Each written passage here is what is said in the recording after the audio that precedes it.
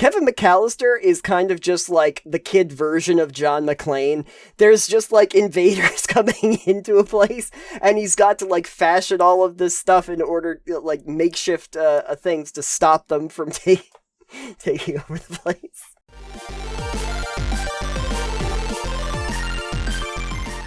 Alex, this is my favorite part of the program because we get to talk about my favorite Christmas film of all time, Home Alone.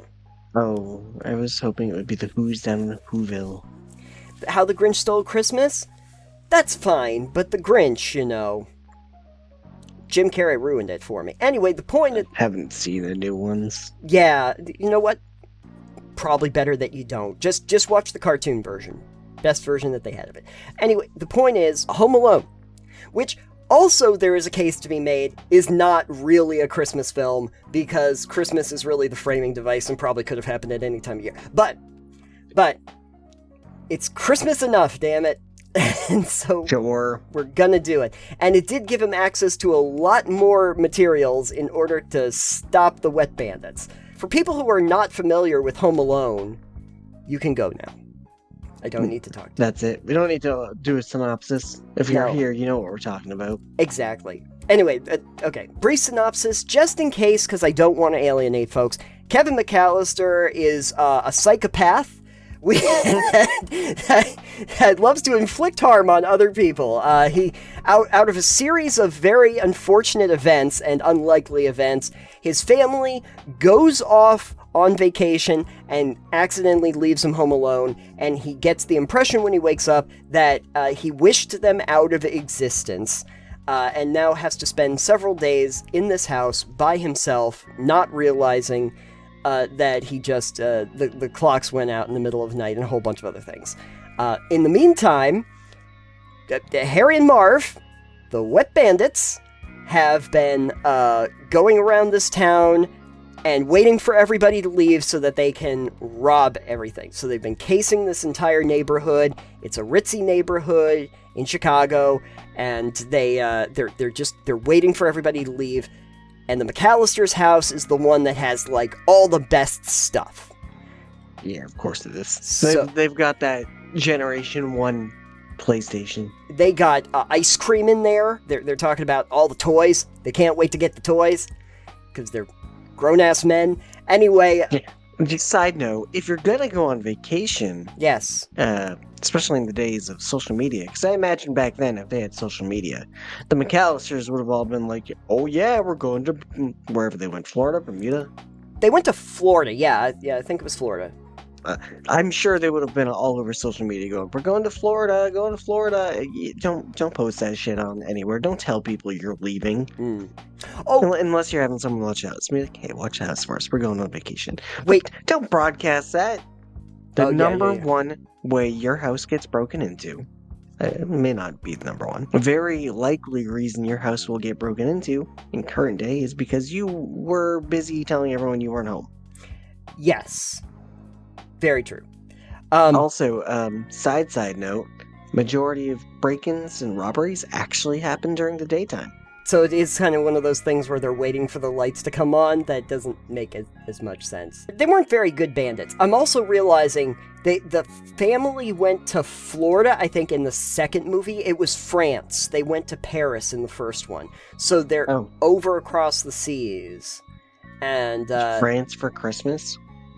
Now I'm trying to remember. One of them they went to...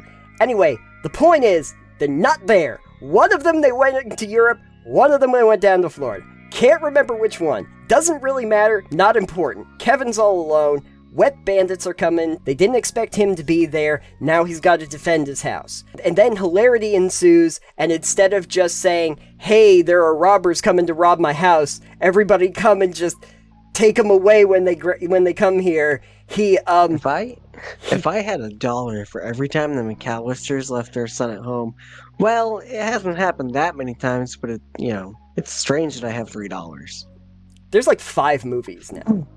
I don't remember how that joke goes anyways. It's fine.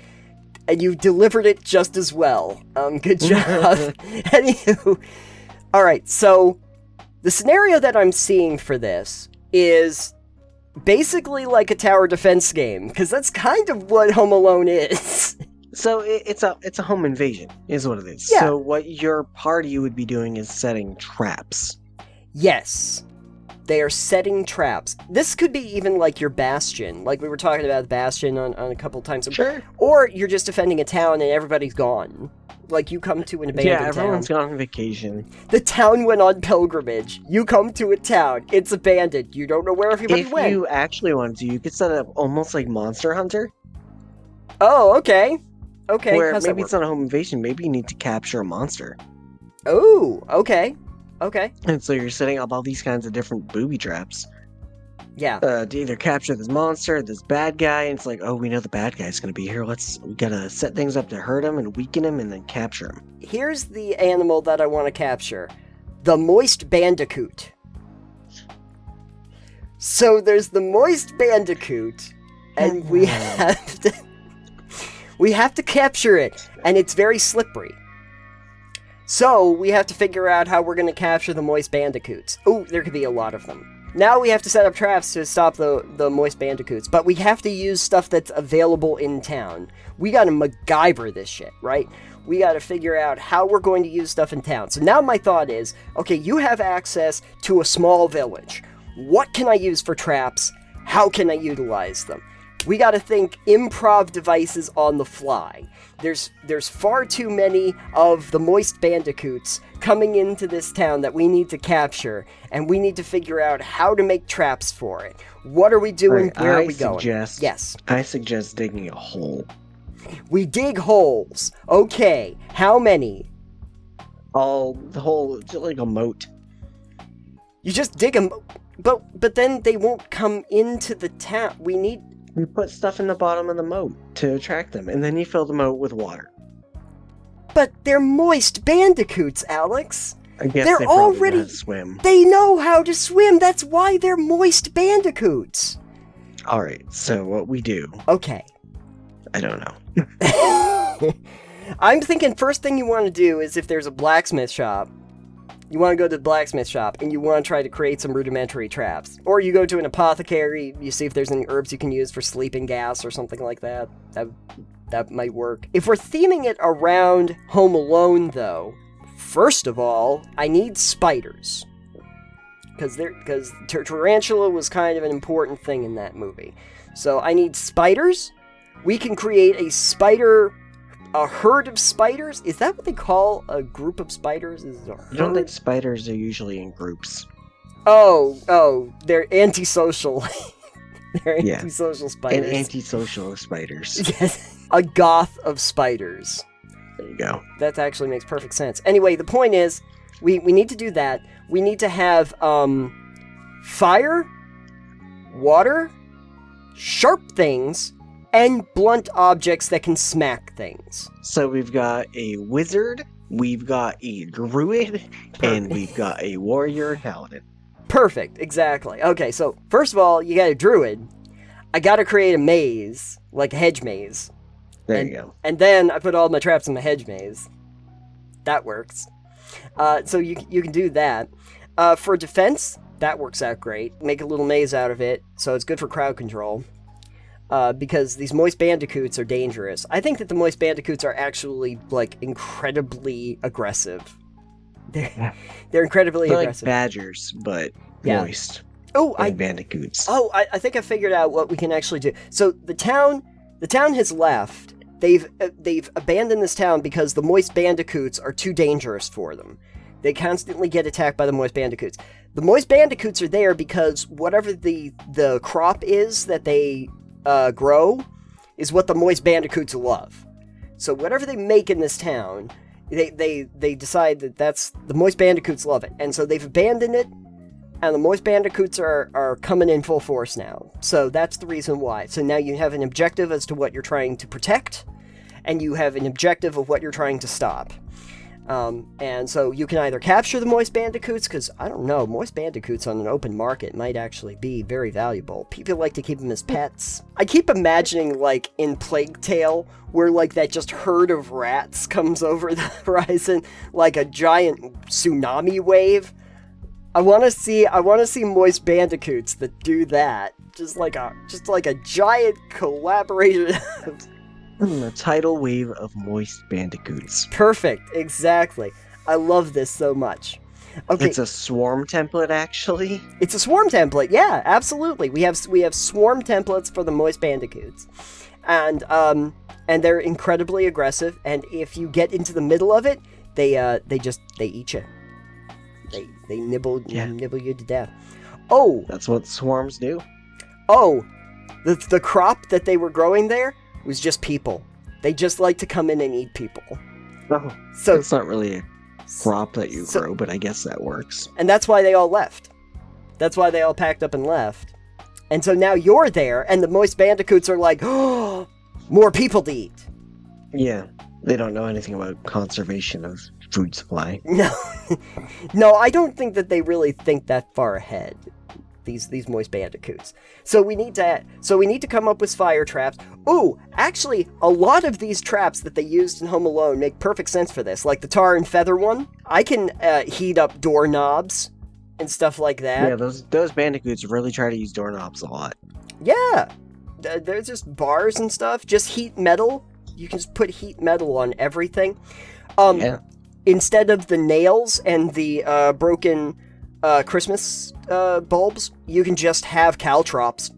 Throw the caltrops down. That works basically the same way. The paint cans are basically just like a log trap. Metal buckets. Yeah, just fill the metal buckets up, put a log trap down. I had one campaign where we actually knew that there was going to be a troop coming through that we needed to attack, and so we actually fashioned a log trap so that we could release it and bowl over the first line of defense, like right through. Go. So it kind of worked, if it weren't for the fact that they kind of knew that would be a problem. So like the less useful troops were the ones that they put into the front, and the elite ones were in the back. So you always want the people that are expendable to be going through places that might be booby trapped. You send the red shirts in first. Yes, we've learned that much from the Revolutionary War. The point is that there's a lot of these traps that we can use that are going to be very useful when the wet bandicoots come to town.